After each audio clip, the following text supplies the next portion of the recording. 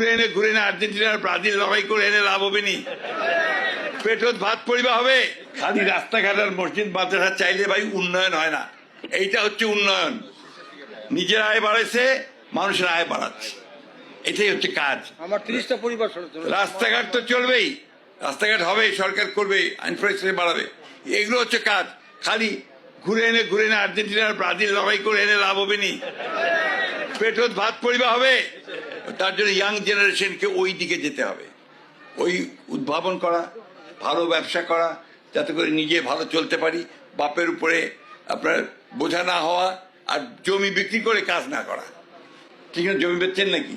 না, আমার তো ওটা বলেছেন, আমার জমি ছিল 1.5 একর। হ্যাঁ, আমার বাপ দাদার সম্পদ পাইছিল 1 একর, এখন কইছি স্যার 10 একর। মাশাআল্লাহ, দেখেন 10 একর জমি উনি করে ফেলেছেন 1 একর থেকে।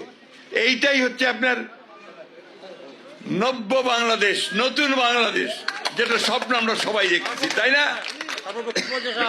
আপনি কাজ করে যান, আল্লাহ আপনার সঙ্গে আছে, আর নিচে আমরা আছি আপনার সঙ্গে ইনশাআল্লাহ। কাছে আপনার যত রকম সহযোগিতা ইনশাআল্লাহ আমরা করবো। ধন্যবাদ সকলকে। আমাদের সাংবাদিক ভাইরা এটাকে অত্যন্ত বড় করে জাতির সামনে তুলে ধরবেন, এবং যাতে করে আমরা যারা সরকারি আছি আমরা সুযোগ পাই তার এই প্রযুক্তিকে ছড়িয়ে দেওয়ার জন্য।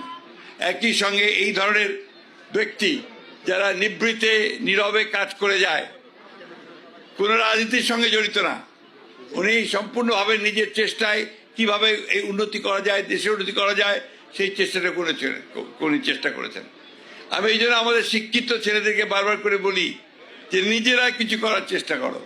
আজকে দেখেন উনি একজন সাধারণ একজন সাইকেলের বেকার মধ্যেও কোথায় কোন জায়গায় উনি নিয়ে এসছেন নিজেকে, এই এলাকার মানুষকে তার প্রযুক্তি দিয়ে নিয়ে এসছেন।